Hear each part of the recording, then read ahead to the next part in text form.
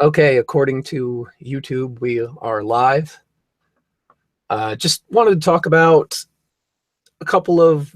I know it's kind of a dead horse that we've beaten into the ground and over again, but more of this gender-related stuff because it just keeps coming up nearly everywhere I go, and I don't understand why it's so prevalent in everything that you see on the internet now. So to start off, I saw this video earlier. Let me just, it's so prevalent. Oh, crap. Trying to monitor multiple things and it's not working. Well, first, let me see if I can find out if we went live on Twitter or not. That's usually a good indication if people know what's going on. Yeah. Well, good evening, everybody. It says live, so yeah, we're up. We're up. All right, so I guess I won't even bother to wait. If people come in, they come in. Or they'll just see the recording. All right, so let me get the screen share working. Okay. And the ominous Chrono Trigger music. Yes, can't go without that. Is it presenting to everyone? No, but it is now. All right. So earlier, came across this video on this channel, Ask Japanese, which is usually a channel where they interview Japanese people about various topics. But in this case, they were interviewing foreigners in Japan. But in this case, it should be foreigner, not plural, because there's only one guy.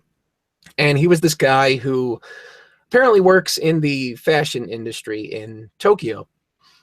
And the title of the video, as you can see, is "What do we think of Japanese men and women? What's different?" So it's like about the differences between the genders and then differences between, say, maybe men and women there versus men and women in America. But this video proved to be basically pointless because the entire time the guy was kind of skirting around the fact that he didn't want to make any generalizations. So he basically refused to say that there was any differences between genders. And he even went as far as to say that feminine men, well, he implied that clothes are more genderless and that it's more acceptable to be a feminine man. Now, maybe that's true in the circle that he runs in because he works in the fashion industry. As it would be pretty common in, I imagine, some of the urban hipster areas in the Western world. Exactly. But then to act like, oh, well, clothes don't really have a gender, when basically, I mean, why do they have male and female fashion shows then, even in the fashion industry? That won't work in languages that have grammatical gender, because clothes do have gender there. Right.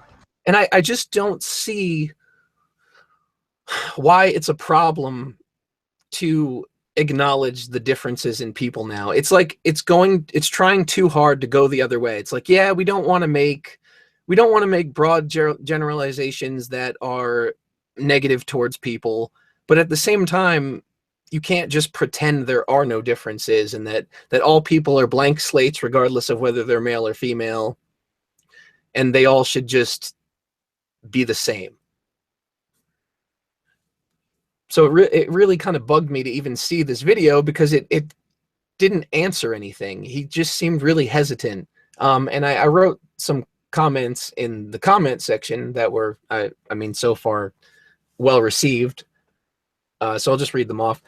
So at first I said, it's time to stop with this obsession with gender and the attempt to eradicate it. Gender exists because in general, men and women are interested in and attracted to different things. You don't have to be part of the norm in order to be a man or woman, but that doesn't mean that it doesn't exist at all. Men and women contribute different things to society, and that's okay. I also find gender to be confused with personality far too often these days. And then I came back later on because I had more to say.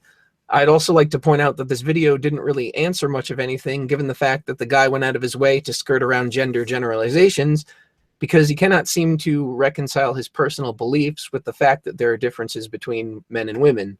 I think people need to remember that different doesn't necessarily mean unequal.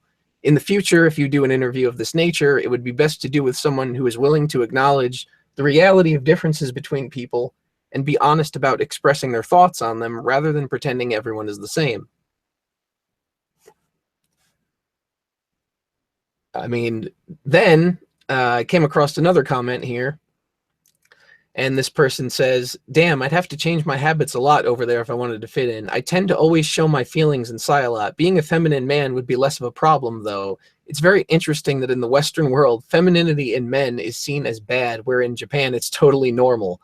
Only shows that gender norms are a social construct. I think everyone should have good manners, but apart from that, should be able to express themselves however they want.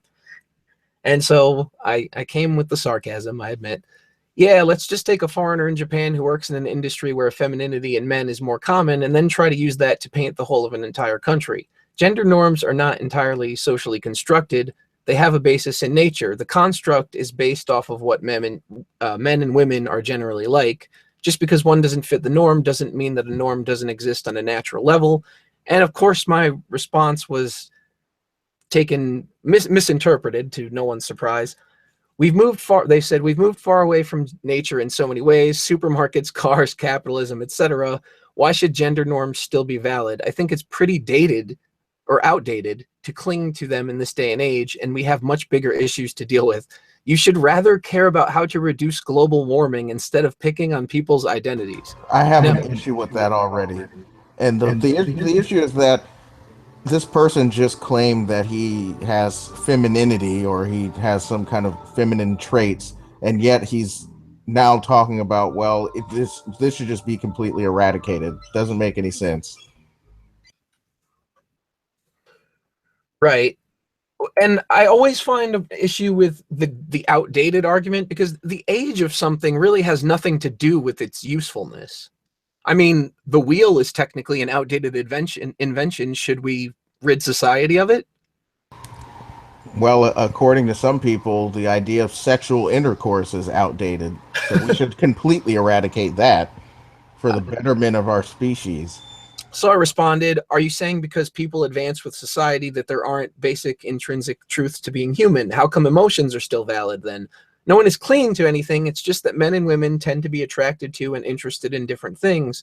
That doesn't mean people cannot deviate from that norm, just that more often than not it applies, and it isn't all social brainwashing.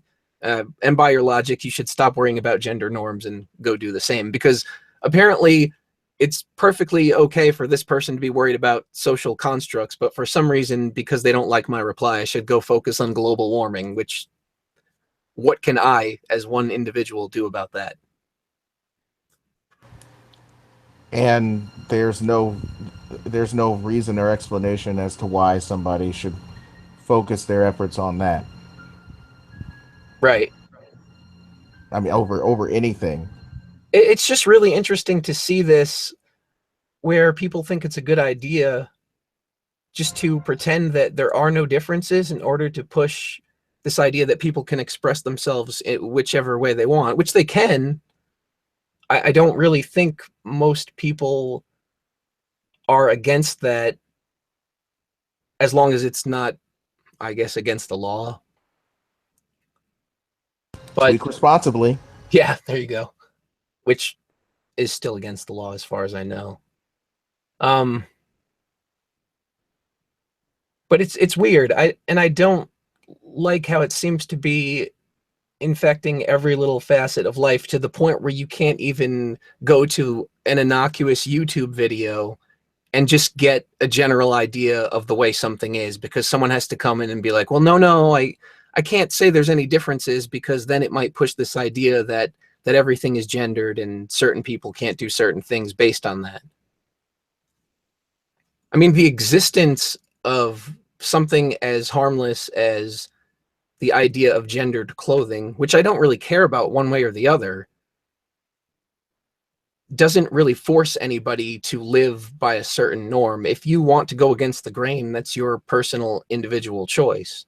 It may never be as popular as you want it to be or as recognized as you want it to be, but if that's the way that you've decided to live your life, then you kind of need to go with whatever happens as a consequence of that. And that doesn't mean that it's justified if somebody insults you or tries to quote unquote shame you out of it, but you're going to face that no matter who you are. There's just going to be people that don't like you.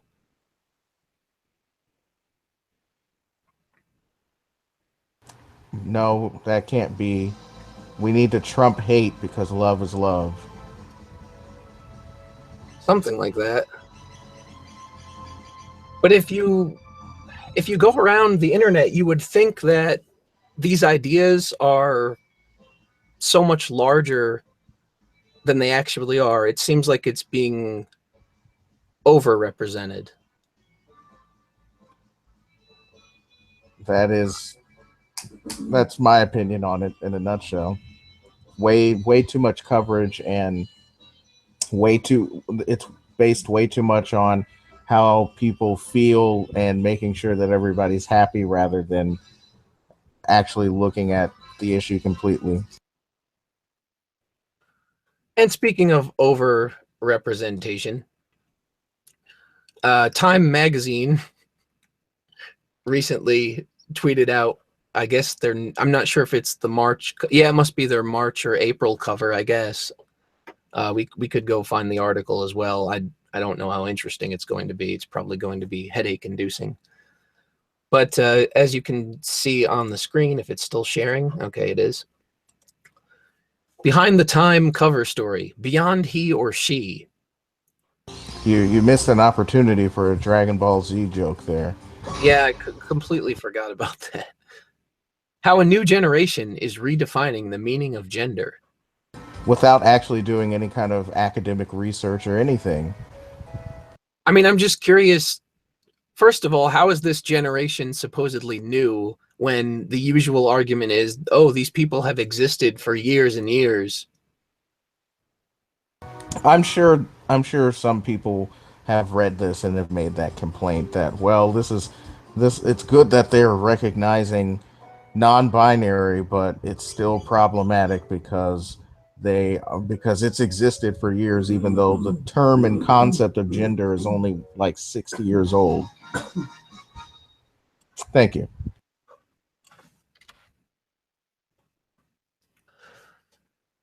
Yeah, well,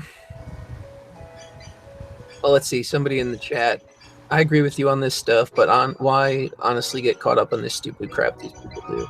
Well, it's not really so much as getting caught up in it. I mean, it's not like I go through day-to-day life and worry about what these people are doing. The YouTube aspect is more of a hobby, but the reason why I find it to be an issue is just because it's being pushed so hard. I mean, you can't go anywhere without seeing it. And like I said, it's not necessarily a problem, but I think it's a misrepresentation of reality. And I mean, the media does have a way of trying to manipulate public opinion. But I guess we can, while we're here, we can check out what this actually says. I don't know if this is an article that is actually in the magazine or it just goes into the story of the cover. Yeah, I guess it is.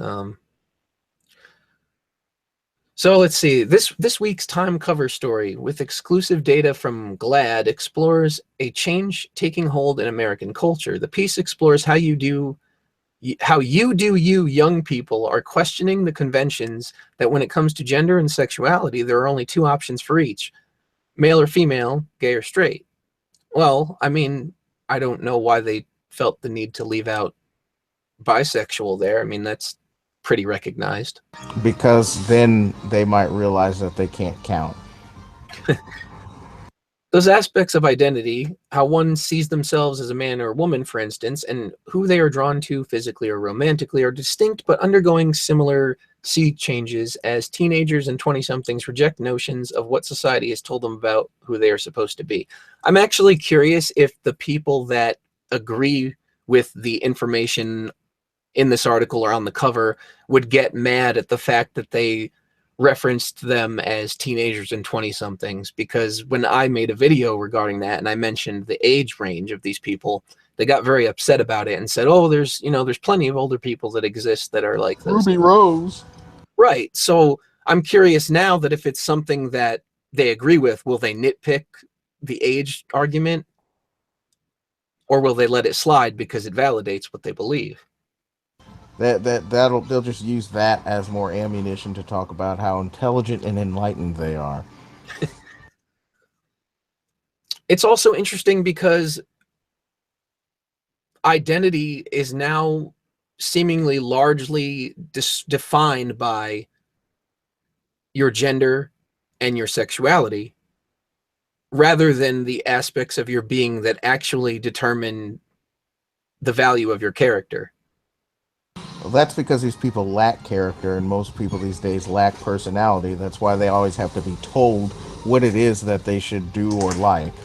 Right, and there is definitely a problem with that, where it seems like people are kind of lost and don't really have a foothold on their own individual identity, so they kind of latch onto things. But it's interesting because you're told not to judge by sexuality and gender, and yet they're making these the most important things about an individual. So obviously what's going to happen as a result of that is that people are going to judge by those aspects even more than usual. At least that's what I would think would be a consequence of it.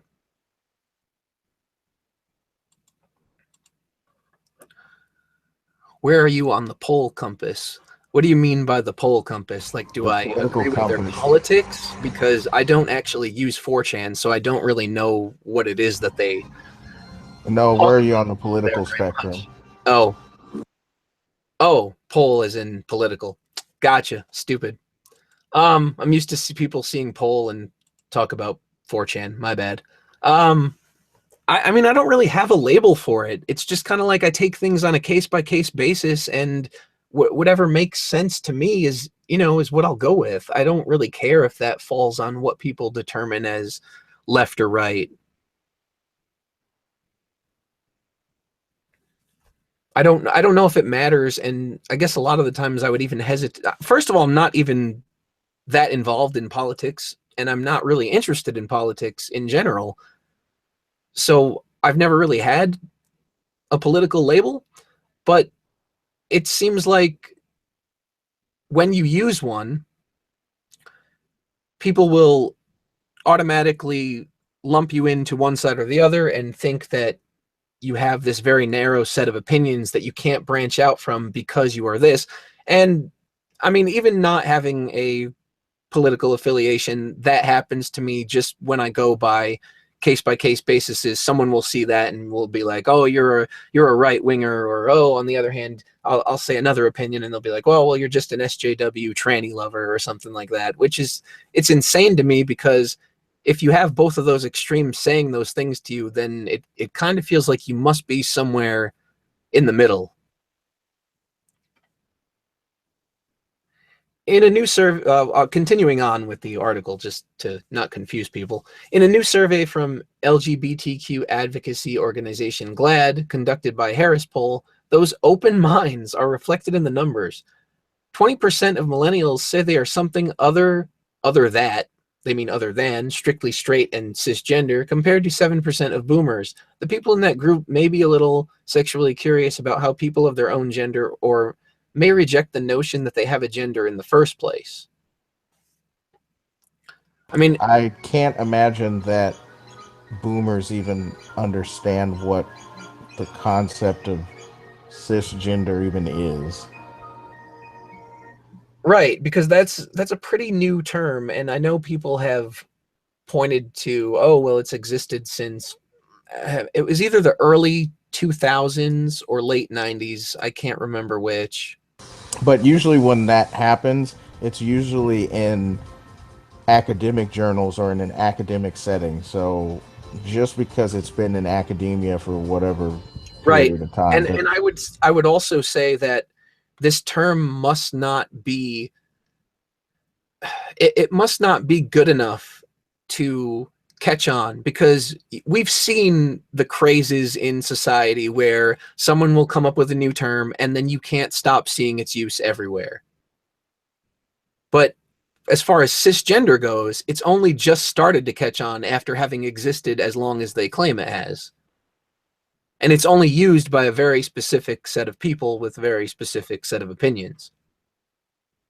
Whereas the other language that catches on in society becomes widespread, and it really doesn't matter where you lean on any kind of political or sociological spectrum. Like all the memes speak. Right. That's just something that gets popular, and everybody kind of catches on to it and uses it and accepts it as language, which is kind of how language develops. But I feel like with these terms, they're more forced into society. Like how metrosexual was. It was very, very forced, and it never really caught on. And eventually, the person that coined the term disavowed it. That's interesting. I did not know that. Yes, another despot of disavowing actually is where I found that out from. So somebody else who's a big fan of disavowing things that he's made before or created is the one that pointed that out. Oh, interesting.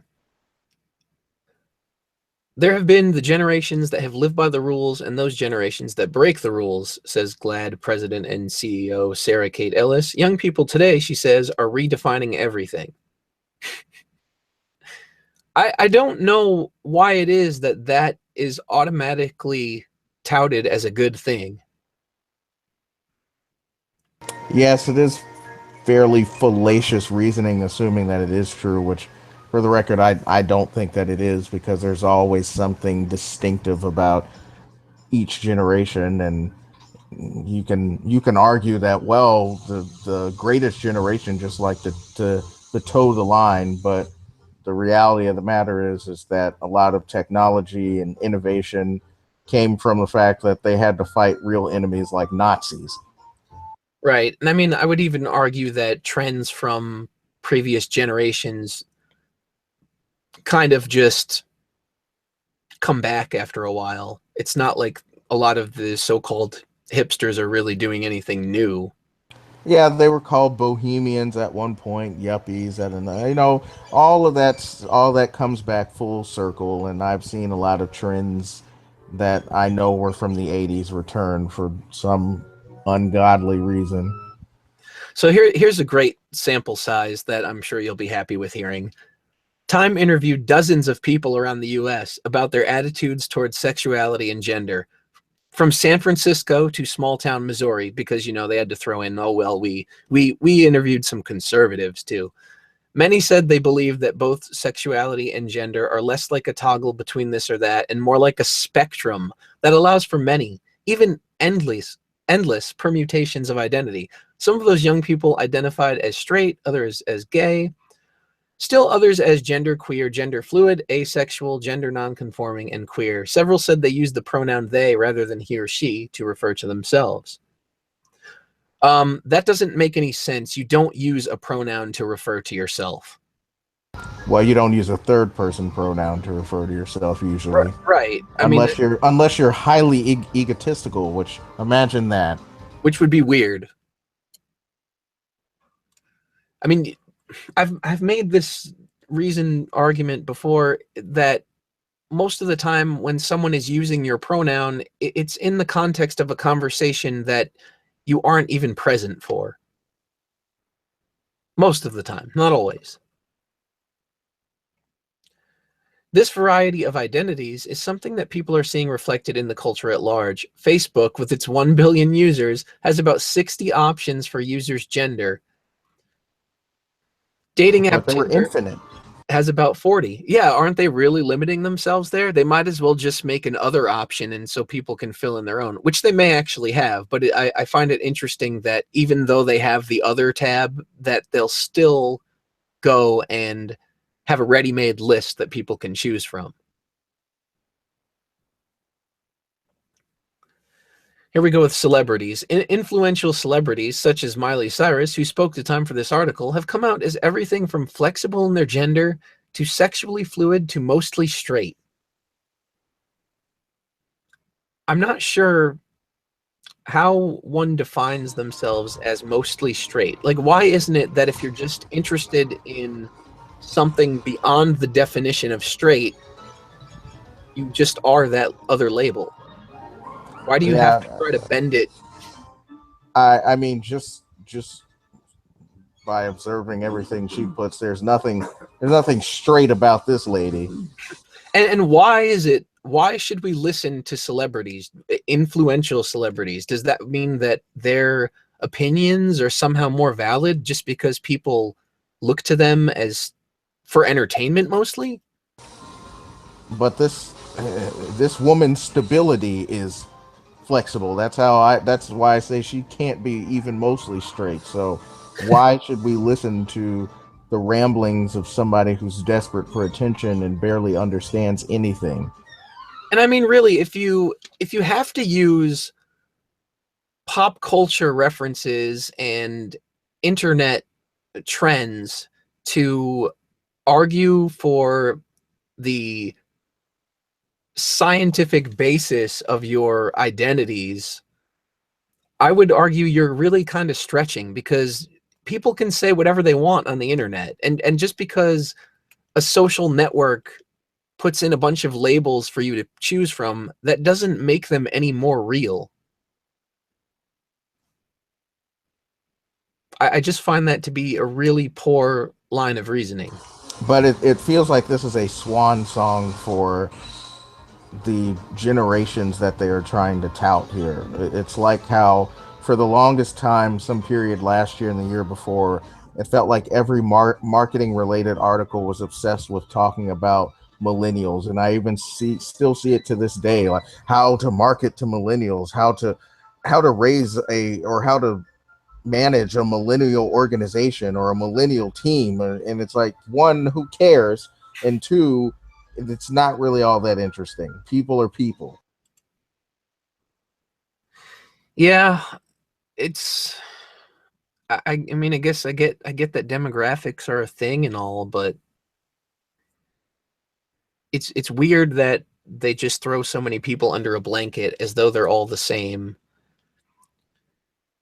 Even young people who don't, oh boy, here it comes, who don't understand the nuances of gender or sexuality, because if you disagree, you automatically don't understand that their peers describe, tend to be more accepting of whatever identities they encounter. When market research from Culture Co-op, which specializes in young Americans' attitudes, asked about 1,000 young people whether they think that Facebook's 60 options for gender are excessive, nearly a third of them responded that they believe this amount is just about right or too few. Well, you can't put an infinite amount of something on an application, so Right. And I mean, first of all, ignoring the fact that 1,000 young people is not really that many in the grand scheme of things, let's pretend it is for a moment. People are having it driven into their minds that they have to be this open-minded and accepting person of everything, and you have to be tolerant of this and that, or else you're a bad, evil person. That's obviously going to warp perceptions. But here it comes. Not everyone is on board. LGBTQ people, you forgot QIA plus, continue to be at risk for harassment and assault at school because no one has ever been bullied prior to LGBT rights, as well as for attempting suicide. which once again, apparently only LGBTQ individuals have tried to attempt suicide at this age. Many experience family rejection, as well as both peers and adults who question whether their feelings about gender or sexuality are real. Go to 4chan for a little bit and see if they're the only ones that have that exclusive problem of family rejection. In state legislatures, lawmakers are meanwhile debating the very meaning of the words sex and gender in debates over so-called bathroom bills. Lawsuits alleging that sexual orientation and gender identity are covered under bans on sex discrimination are fleshing out the meaning of that word too. But it is clear that for many people, these binaries are bedrocks they will fight to defend. Well, the problem is that people are acting like it's something that can just be changed and that it has no basis in nature itself. Like, because you come up with a different label for something, it somehow creates this brand new human identity.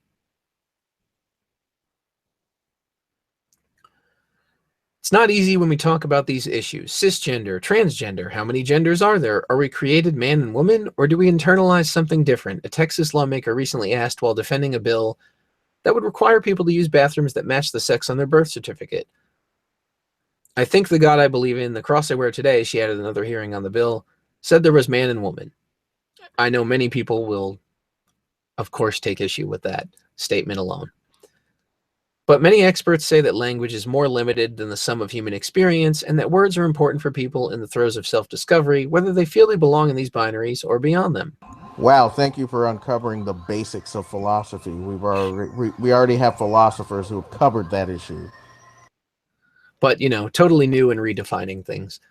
Young people are not just saying screw you, says Rich Savin Williams, a professor emeritus of psychology at Cornell University who studies sexual behavior. Their embrace of a vast array of identities says, your terms, what you're trying to do, does not reflect my reality or the reality of my friends. So just to go back to that whole language is limited thing. Sure. There is a well-known, well-studied school of physical or philosophical thought that hinged on the fact that they felt that language can just never be it's very limited and it could never really describe fully the human condition or the human experience. And that led to, if I'm not mistaken, to I think it's called continental philosophy, but the philosophy of people like Descartes and some of the older philosophies. And then the school of analytical philosophy took over, which basically just decided to say that no, and that's not true.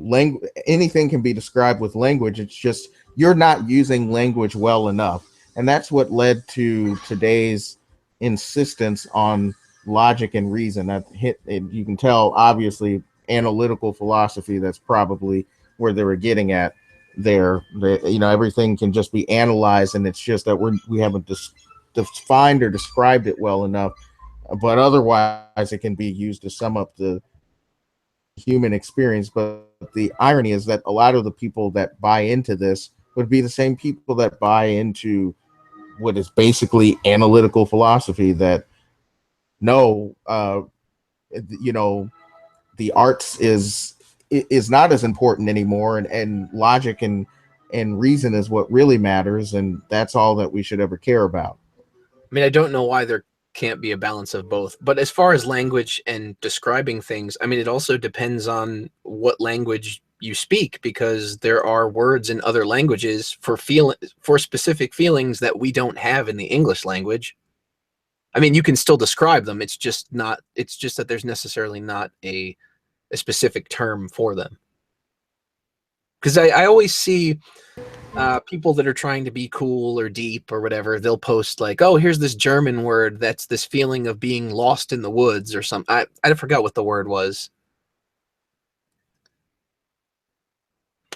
And then as far as this whole, oh, young people are not just saying screw you, I would argue a lot of them are, because many of them just seem to want to tear down the so-called rules set by society. They're very anti-society, but pro-government for some reason. Which is very interesting. Yeah, we're anti-society, but we need all these laws in place to defend our right to live, and which bathroom we should be able to go into. And that's kind of forgot the entirety of what I was saying, but I remember we were talking about that bathroom thing, and I mean, you could argue that the bathroom is segregated by sex, but I still don't see why any of that's a problem, just because in the sense of, if you are a person that passes, nobody is going to be questioning who or what you are when you enter the bathroom anyway. Right. And of course, my position on it has always just been, if it really is that much of an issue, don't have sex specific bathrooms, just have Right, just have one. Yeah, just have two. Just have one giant bathroom. Problem solved. Why did they even exist in the first place? That does make sense. I mean, that would be the argument that I would take. I would put my effort into addressing why does that exist, and we should just stop doing that rather than you should let me use the restroom that I want to use. Who cares? So speaking of big deals being made about these kind of situations, this was one that I came across the other day that I thought was a bit strange. Now try to keep up here. Mother and son are becoming father and daughter. Are we? This isn't some kind of like Alabama situation, is it? No, it's actually this photo here shows them as they were and as they now are. I'm not even sure where it is they're from. Let's see if it says maybe.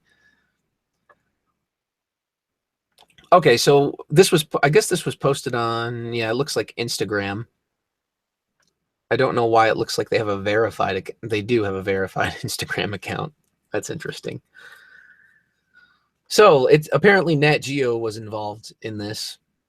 I'm guessing it must have had to do with their gender revolution issue, which is an issue in itself. The description for the photo reads, sometimes our children lead the way. Corey, 14, socially, I like how that's a thing now, socially transitioned from boy to girl in the past few years.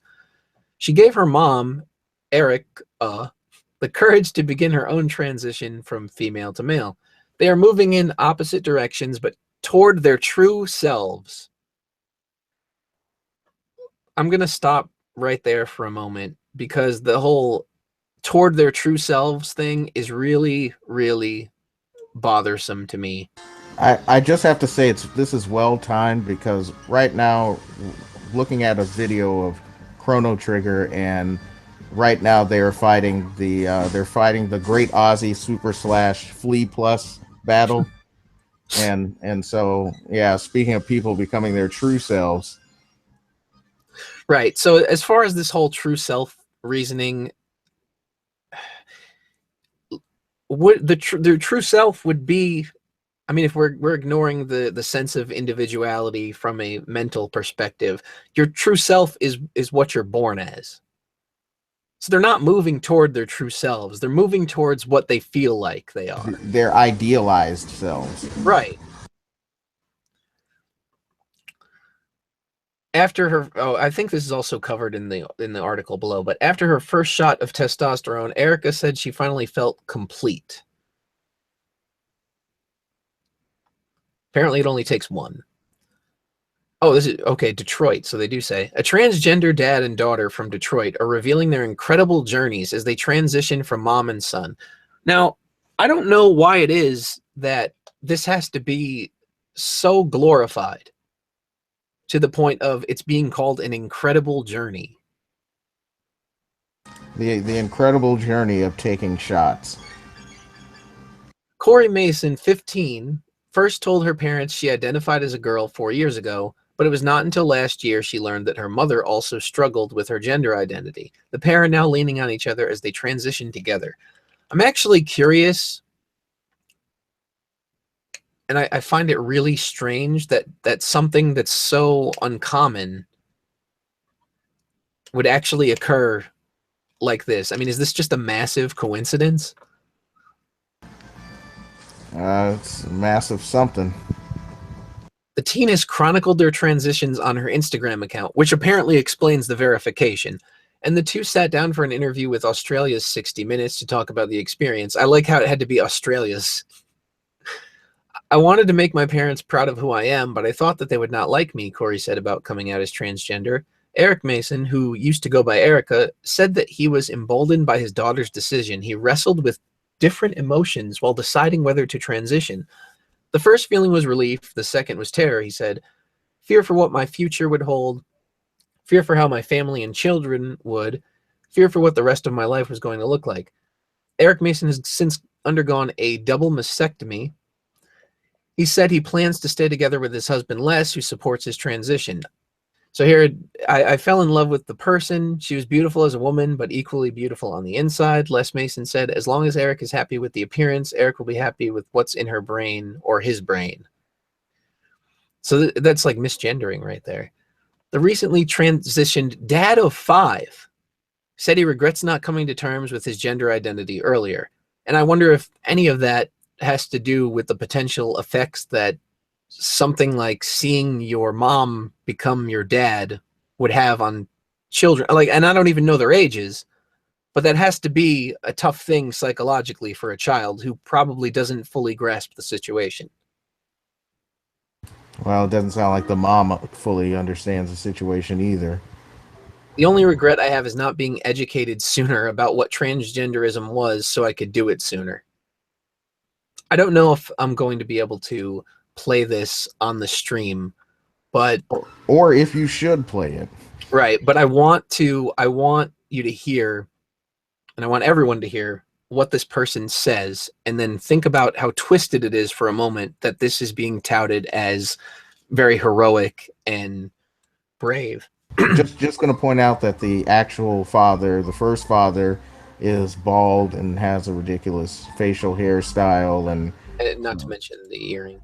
Yeah, I won't hold that against. Oh, I think I have to turn off my ghostery thing here. Oh, here we go. I used to wish for cancer, so I would have to get a mastectomy. There it was. I used to wish for cancer so I could get a mastectomy.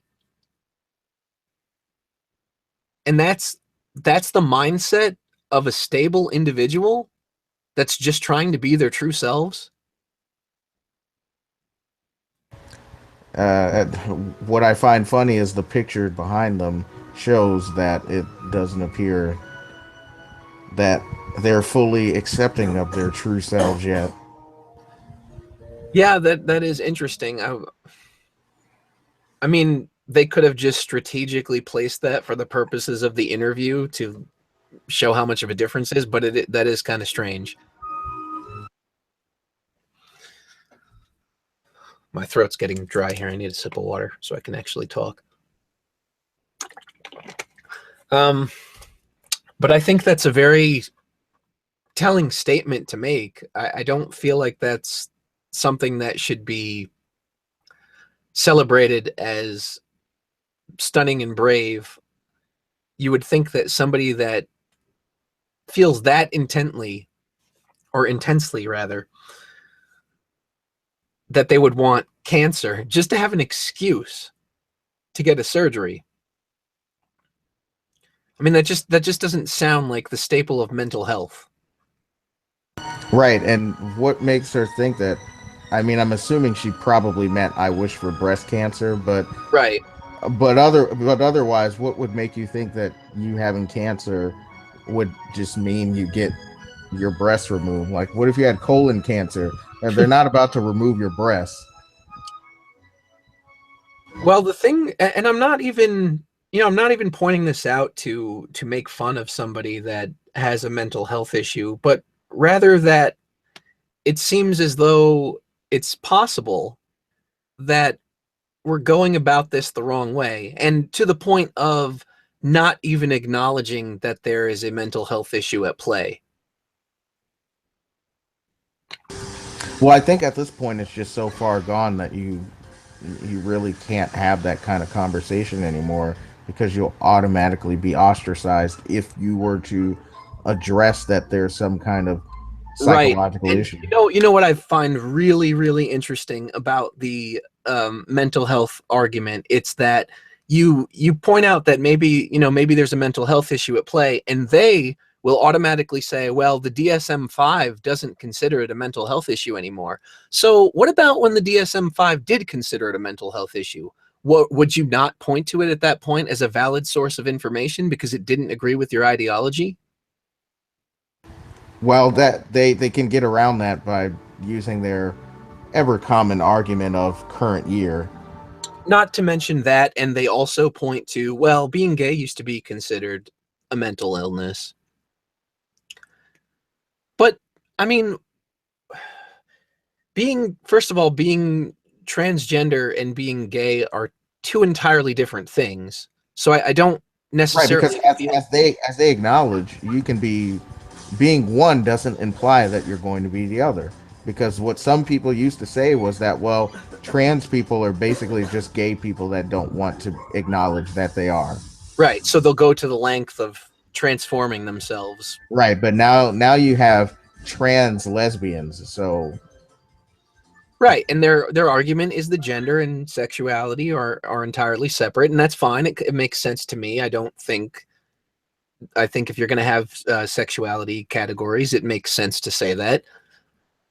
But what doesn't make sense is to compare them as though they are the same in one instance, and then in the next say, well, no, they're two completely separate things. It's just consistency that I'm looking for and not finding. I did have one other thing in regards to this topic, but I don't know if I saved it. I'm gonna have to check my bookmarks here and see. I don't know if I can even. Oh, hold on. Let me see if I can find it, and then I'll pull it back up. It had to do with a transgender person on Twitter getting an email, which if I can find the tweet, we can go over it. Hopefully I can find it. I don't know if I saved it or not. And it looks like I didn't. Let me see if I saved it by pressing the like button. I use Twitter all wrong. Sometimes I like posts that I don't even like just so that I can go back to them later, rather than because I actually enjoy what's being said.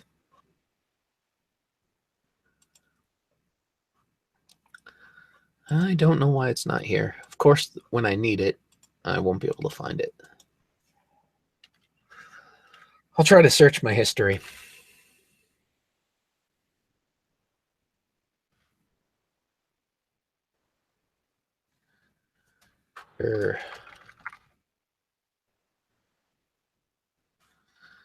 Unfortunately, it seems like I scroll through and look at way too many different posts, so it might be difficult to find.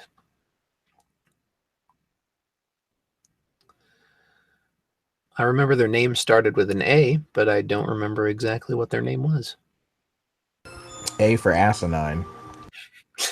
Yeah, that probably sums it up pretty well, because if you actually get a chance to read it, it's pretty bad.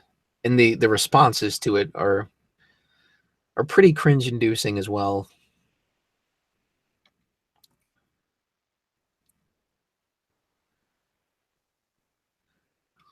If I can't find it in the history, though, I'm probably not going to be able to find it at all.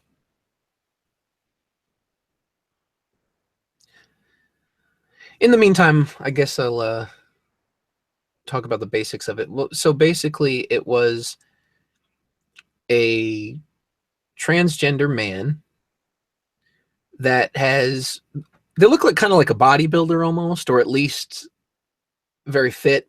So apparently they were on the cover of a Men's Health magazine. I don't know which one. It could very well just simply be Men's Health. And they received an email from someone, and the email basically said, I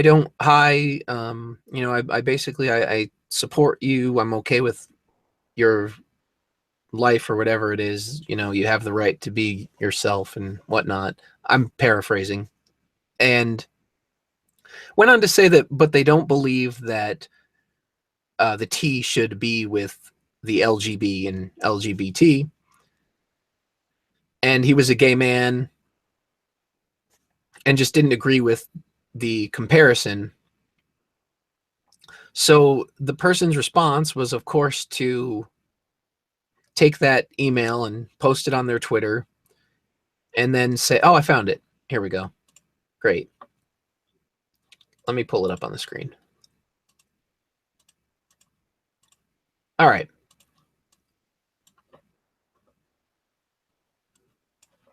Where'd the tweet go? I had the tweet.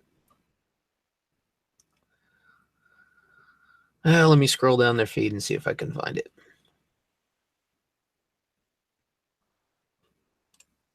Oh, here it is. Okay. If you think the T should be dropped from LGBT, you better unfollow right now. I'm not sure Why is that in quotes? Like, yeah, that's what I don't get. So these are the hashtags. Hashtag we helped get marriage. Hashtag we all fought for equality. Hashtag the T belongs.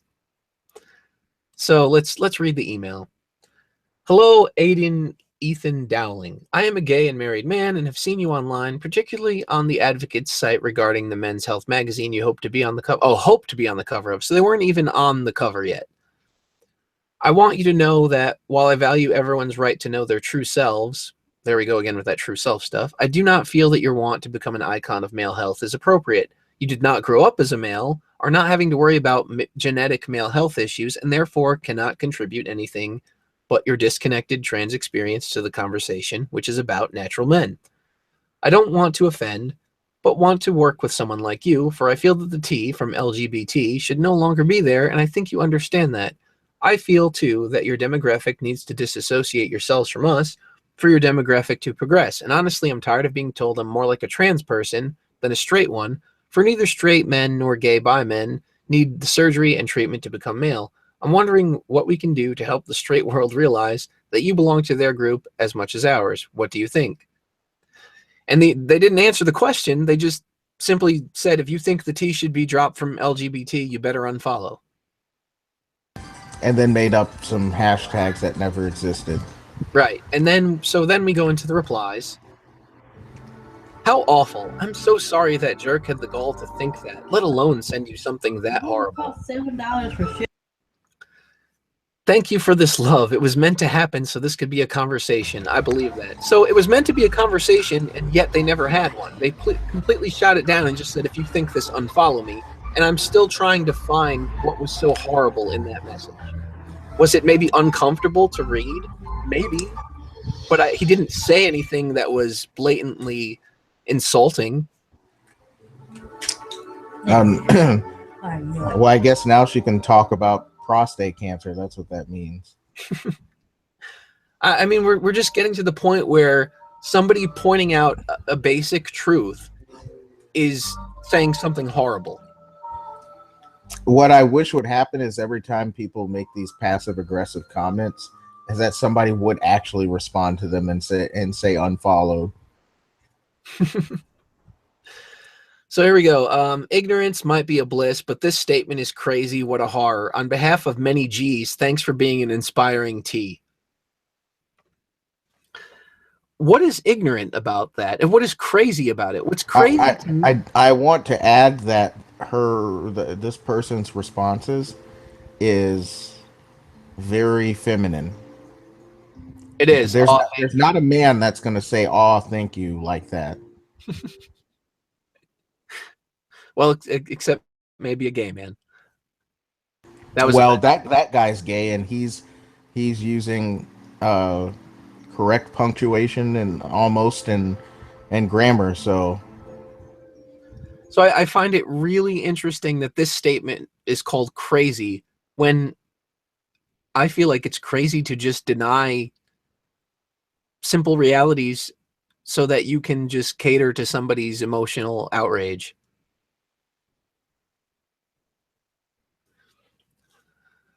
So let's see, not only that, but your trans experience with male health is just as important. It contributes a ton to the conversation. But what? If it contributes a ton, maybe you should tell them what it contributes.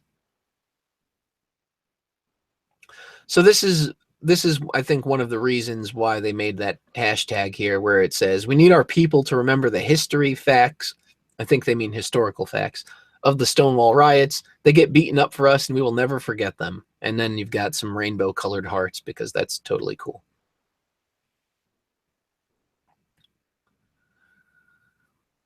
Let's see. The Stonewall, this is taken from Tumblr. I know it. just from the formatting of the post. The Stonewall riots were started by trans women of color, and nobody is allowed to forget that. Marsha P. Johnson and Sylvia Rivera didn't march so that you could be a trans misogynist and cis sexist.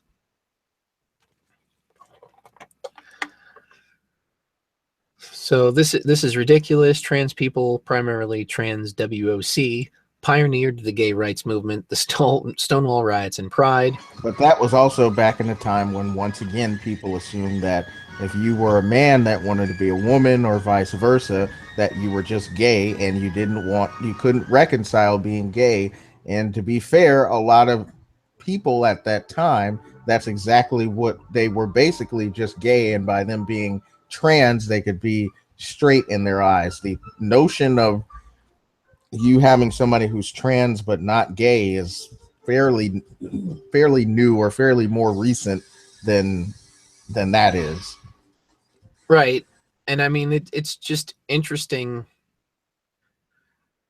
because on one hand, they argue that, and we said this earlier, that the sexuality and the gender are two different things, but then in the other, they want to be a part of this initialism that contains sexualities. And just to add another thing, they probably didn't consider themselves trans anything at the time, and if they did, it would have been transsexual. But more than likely, they would probably call themselves transvestite or cross-dresser, because that's really all that they really did.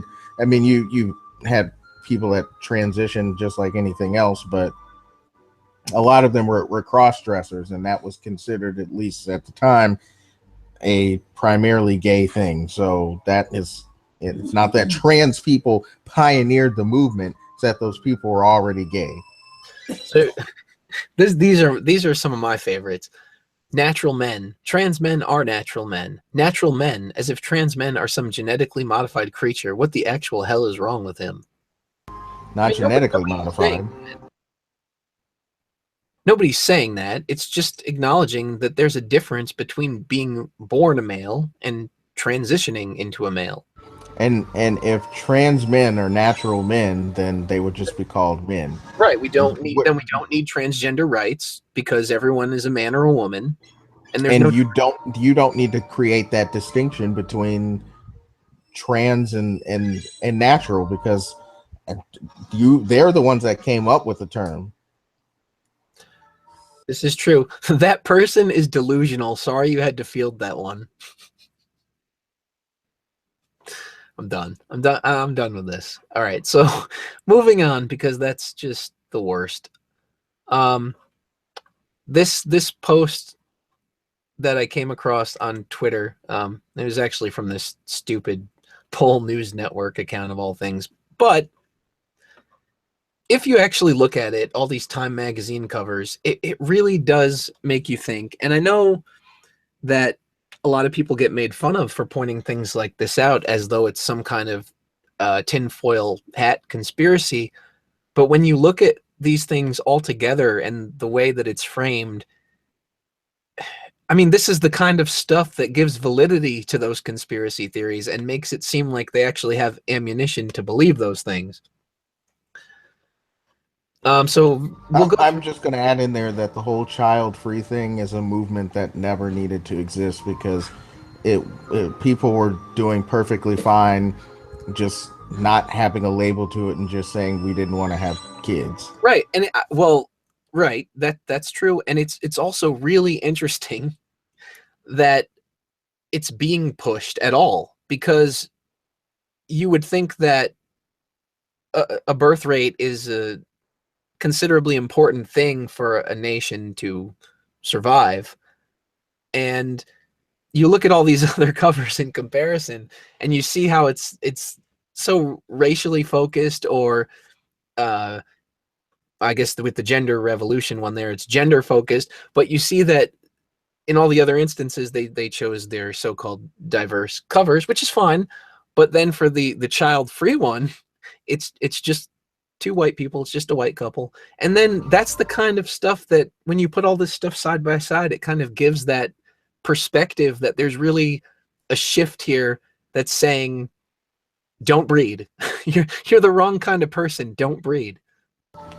Which, if that happened, you know, that may be a nice solution to all these other problems, because if you don't breed, then a lot of this stuff will go away. I mean, it's I won't go as far as to say there's like a. I know we've seen this around a lot lately with the whole white genocide topic and stuff. You know, I won't go as far to say that there's something like that, but there definitely is an idea that a certain identity is inherently bad and therefore does not need to thrive. I mean, some people outright will say things like that. You know, like, oh, your time is over, you're not the majority anymore. But there's a lot of people that don't even really consider themselves as a part of a majority group. They're just people that are trying to live their lives and do what they need to do to survive in day-to-day life. Right. The only people that are going around talking about, like, oh, I'm this gender, or I'm all the immigration stuff, or the child-free people, are the people that they have a chip on their shoulder about it. The immigration, I hate it because I'm not really into politics, but the immigration stuff really bothers me because the people that are really posturing about it, well, many of them anyway, are these rich celebrities that don't live in the same reality that where they would be affected by the consequences of it. Oh no, they would be affected because they hire these people. Well, illegally. there is that. There is that. But as far as the economic effects on lower wage citizens, it's like they don't care because they don't have to worry about that part of society. They're thinking of themselves as usual. But in the same breath, they don't really care because, sure, maybe they'll hire them to do something stupid like clean their house or whatever, or make them dinner, but they're not really caring for them. They're not taking in refugees themselves in their giant mansions and walled off communities. I just feel like if you're going to pretend that you care, you should be doing something to prove that you actually care. Like, if that's what you want, then you take on the brunt of the responsibility.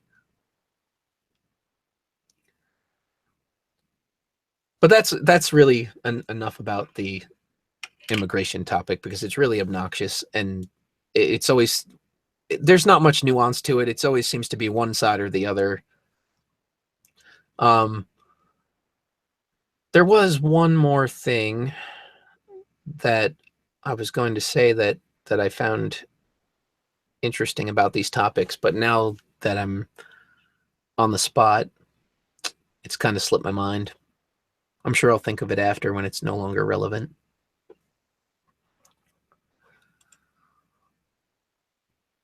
Let's see.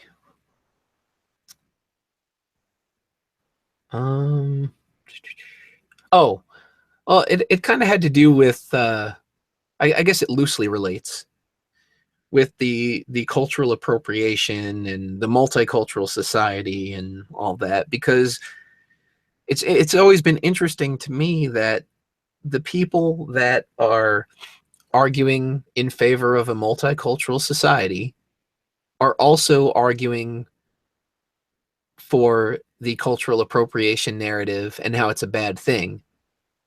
But the consequence of living in a multicultural society is that culture will be shared. Except, I guess, in the cases where you have those immigrants that don't want to share or don't want to assimilate, and that's how you get all these people that are complaining about Muslims, because they say, well, they don't want to assimilate, and in some cases I think they do, and they are peer pressured into not assimilating. Right. I mean, I'm sure there's more to the discussion than simply yes or no. But that's why I find the whole cultural appropriation thing really hypocritical, because it doesn't make sense. You can't hold both of those worldviews at the same time. I mean, you can't say nationalism is a bad thing and then say, but culture shouldn't be shared.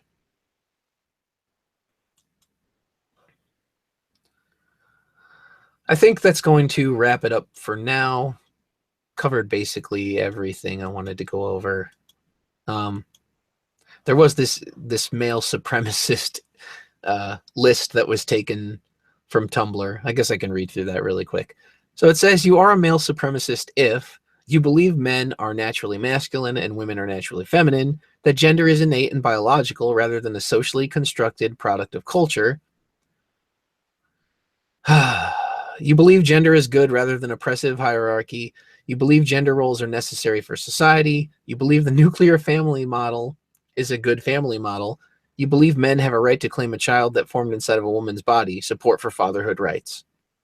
So, I mean, I guess I'm a male supremacist because none of these things sound unreasonable to me. I don't have an issue with it. It's just disturbing how this is looked at as a problem. I feel like people are just reaching. They're just really reaching for anything to be an issue.